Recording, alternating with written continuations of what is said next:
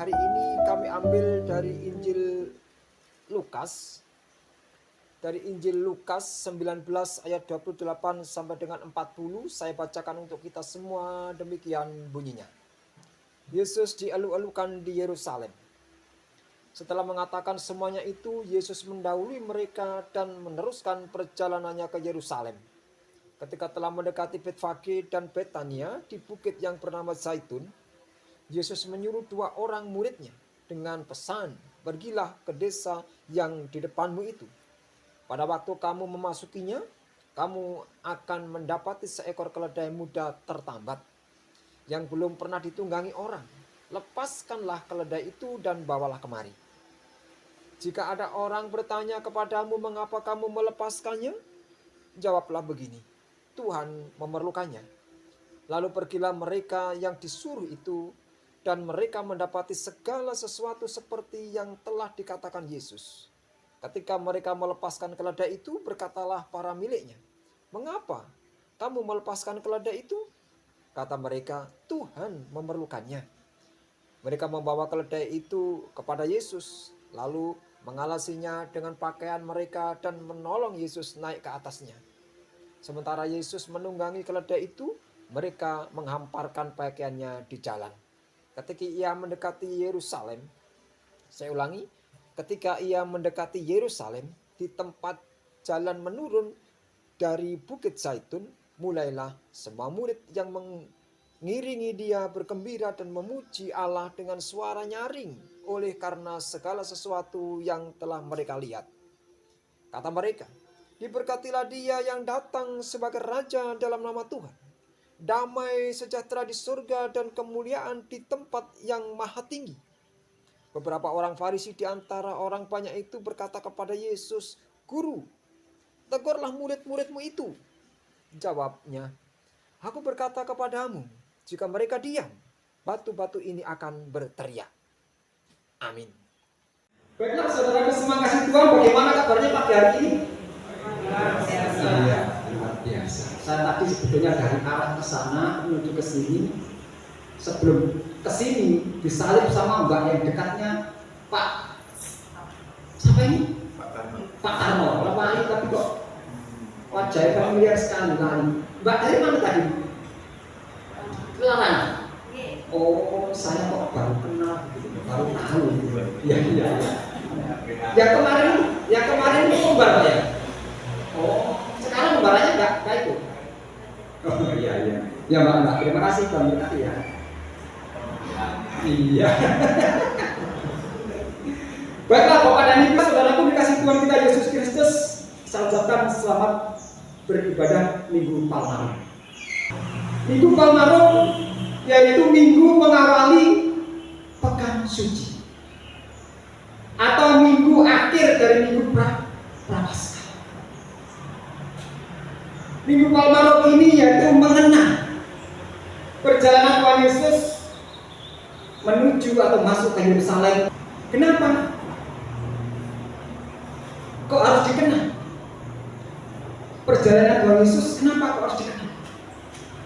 Ya, agar kita semua sebagai pengikut Kristus ini bisa teringat kembali bahwa Tuhan Yesus dalam rangka mentaati perintah Bapaknya, dalam rangka mengangkat dosa manusia, menebus dosa dalam panjenengan semua.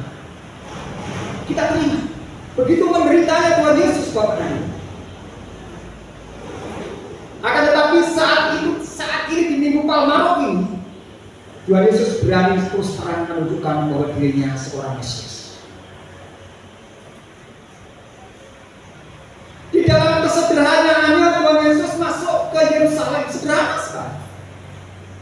Kalau mereka mengatakan inilah raja, tapi bukan seorang raja kelihatannya, tapi tidak pakai mahkota. Kelihatan sederhana sekali Tuhan Yesus, tunggangannya pun keledai muda, sederhana, menunjukkan kesederhanaannya. Dan prosesi itu yang disebut dengan Minggu Palma. Minggu Palma.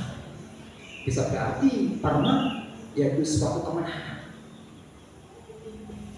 Parmanum bisa berarti suatu kedamaian. Parmanum juga bisa berarti kehidupan yang abadi. Di dalam diri Yesus ada kemenangan di sana. Di dalam diri Yesus ada kedamaian di sana. Di dalam diri Yesus ada suatu kehidupan yang abadi di sana. Karena kenyataannya memang Yesus sanggup mengalahkan maut.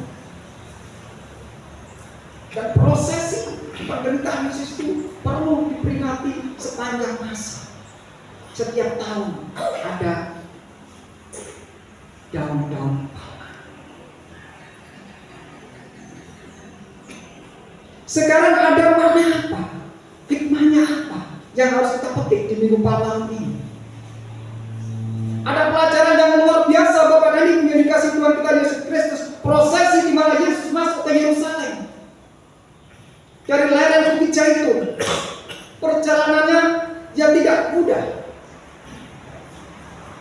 Yesus tahu Bapak dan Ibu bahwa ke Yerusalem dia bukan menemukan sesuatu hal yang baik. Ke Yerusalem Yesus akan menderita dan di sana akan memulai penderitaan.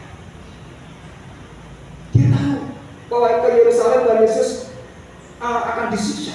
Yerusalem Tuhan Yesus akan ditangkap. Dan prosesi di minggu-minggu Prapaskah ini, akhir dari minggu Prapaskah disebut Minggu Palma.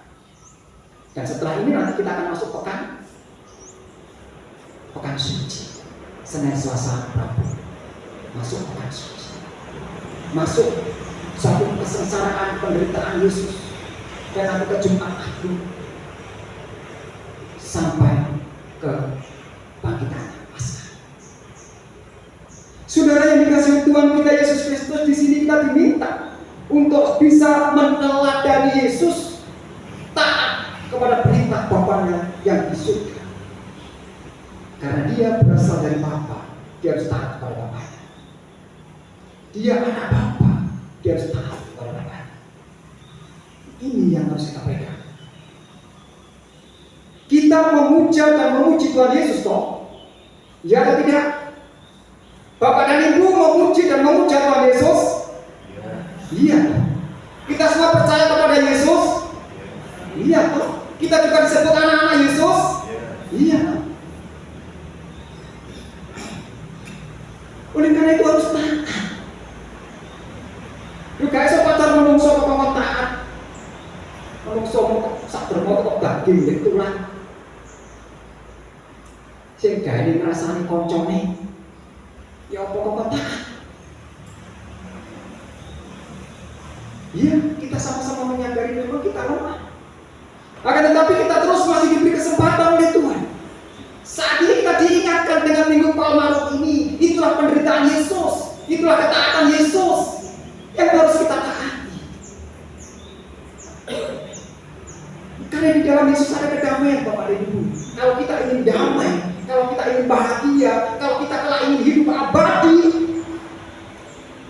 ya taatlah kepada Yesus. Ini yang penting. Harus kita bisa dan berani menyalahkan ini. Perasaan yang tidak pas dan tidak patut untuk dikatakan, tidak perbuatan yang tidak patut untuk dilakukan, stop, kita akhiri saja. Karena Yesus mampu mengakhiri kehidupannya demi saudara dan saya. Dan Yesus telah memenangkan semuanya itu juga demi saudara dan saya. Saudara yang kasih Tuhan kita Yesus Kristus, Tuhan Yesus telah membuktikan dia sebagai seorang raja yang benar-benar raja. Ketika orang-orang Farisi menegur, suruhlah dia para murid itu jangan terus berteriak dan mengeluh-ngeluh. Tuhan Yesus berkata apa? Kalau orang India, batu ini akan berteriak. Nggak main-main. Ini membuktikan bahwa kuasa Tuhan luar biasa. Kalau mereka diam, batu pun akan berteriak. Dan orang Farisi tidak membantah, berarti mengiyakan. Memang dia adalah raja, memang dia adalah kuasa, memang dia adalah sumber dari segala sumber kehidupan. Makanya begitu Yesus berkata, kalau orang ini diam, baru akan berteriak. Orang Farisi diam. Karena kenyataannya demikian. Oleh karena itu saudara pengasih Tuhan, jangan ragu-ragu. Kita terus mengenal minggu-minggu malam, terus sampai ke pekan suci. Ada pelajaran yang luar biasa. Kita diingatkan kembali agar kita taat.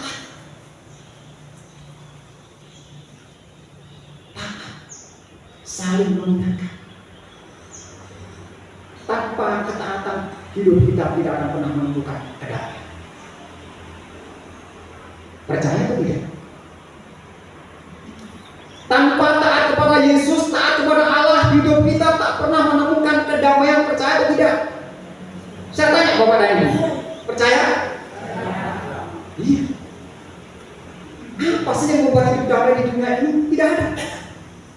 Harta, damai sesaat, habis harta, kita akan sengsara.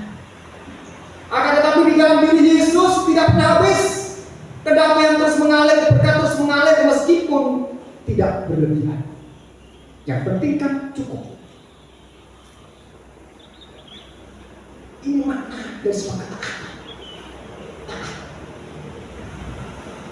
Taat berarti menuruti segala perintah. Taat berarti senantiasa hormat kepada siapa yang memerintahkan, dimanapun. Bapak dan Ibu, kalau kita lihat video tadi, sebetulnya yang mengeluh-ngeluhkan Yesus termasuk orang-orang Farisi yang ikut mengarah Tuhan Yesus. Mereka berteriak, Hosana, puji Tuhan, diberkati Raja yang datang dari Allah Bapa, dari surga. Semua berteriak Bapak dan Ibu, bukan hanya murid Tuhan Yesus. Semua berteriak memujikan dan memuliakan Yesus. Akan tetapi apa yang terjadi? Tidak lama kemudian mereka semua berbalik. Bukan memuji Yesus, mereka berbalik, berteriak, salibkan dia, dan salibkan dia, salibkan dia. Karakter manusia yang timbul. Pada awalnya dia puji Tuhan. Pada awalnya Hosana, Raja yang diberkati. Pada awalnya berteriak, puji Tuhan. Tetapi tidak lama kemudian, karena Tuhan Yesus tidak seperti yang mereka harapkan, dia kecewa dan akhirnya salibkan dia, salibkan dia, salibkan dia. Karena mereka memandang Yesus dan berharap agar Yesus bisa melepaskan mereka orang-orang Yahudi dari belenggu penjajahan, dari belenggu tekanan bangsa Romawi, dari belenggu tekanan pemerintah Romawi. Dengan harapan percaya memuji Yesus, suatu ketika dia dimerdekakan dan dibebaskan sesuai dengan keinginannya. Dan ketika keinginan itu tidak tercapai, mereka berbalik menjadi pengkhianat dan berteriak bareng-bareng, salibkan dia, salibkan dia, salibkan dia. Saudara yang dikasih Tuhan kita Yesus Kristus, saat ini kita bareng-bareng memuji Tuhan. Kita bareng-bareng berkata Hosana, kita bareng-bareng berkata Haleluya, kita bareng-bareng berkata Tuhan Yesus Raja kita. Bareng. Harapan kami lepas dari gereja, kita tetap memuji Tuhan. Harapan kita bersama lepas dan pulang dari gereja, kita semua terberkati. Harapan kita semua lepas dari gereja, kita semua mendapatkan suatu kehidupan damai dan sejahtera, apapun kondisinya, apapun pergumulan hidupnya. Enteng dan berat beban hidup ini tergantung di dalam bagaimana kita menata dan manajemen sebuah persoalan itu dengan baik. Jangan sampai hari ini kita berteriak puji Tuhan, jangan sampai hari ini kita berteriak haleluya. Tidak lama kemudian ketika kita terhimpit persoalan, berkata Tuhanku tidak adil.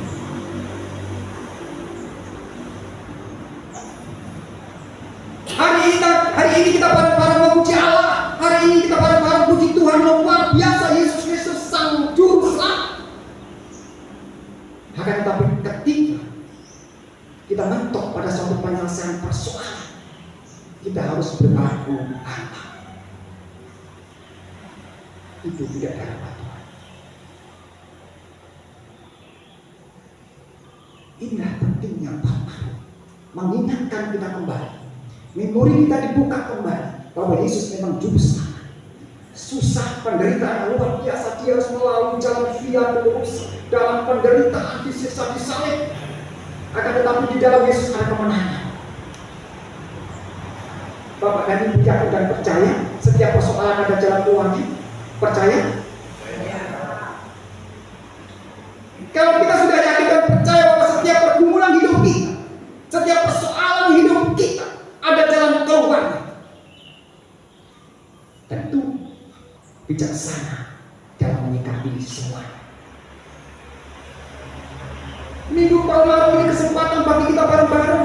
Minggu Palmarum ini kesempatan bagi kita bersama-sama mengingat cerita Yesus, mengingat penderitaan Yesus, karena makna dari Palmarum itu adalah kemenangan. Makna dari Palmarum itu adalah kedamaian. Makna dari Palmarum itu adalah hidup abadi. Kita sadari saudara yang kasih Tuhan, memang kita ini manusia penuh dengan dosa. Siapapun orangnya. Saya sendiri juga begitu bergumulan penuh dengan dosa. Akan tapi Yesus kan menjanjikan bahwa siapa yang percaya dan yakin mau datang kepada Yesus, dia ampuni dosanya. Karena Yesus datang, ingat Bapak dan Ibu, seringkali saya dalam renungan saya katakan Yesus datang untuk menyelamatkan dunia. Yesus menderita untuk menyelamatkan saudara dan saya. Yesus datang untuk menyelamatkan saudara dan saya, dan bukan menghakimi saudara dan saya. Ini perlu kita ingat. Yesus datang bukan untuk menghakimi Bapak dan Ibu, bukan, tapi untuk menolong, mengangkat setiap orang yang percaya, diangkat dosanya, penyakitnya diangkat, agar tidak membebani hidupnya. Hari ini saudara dan saya diangkat oleh Yesus, diingatkan kembali, taatlah kepada Dia, seperti pelajaran yang dicontohkan oleh Yesus. Kiranya sedikit renungan ini benar-benar mampu mengingatkan, membuat hidup kita terus berinspirasi, agar iman dan pengharapan kita semakin tumbuh dan berkembang di dalam kehidupan kita hari lepas hari. Ada amin? Tuhan Yesus memberkati.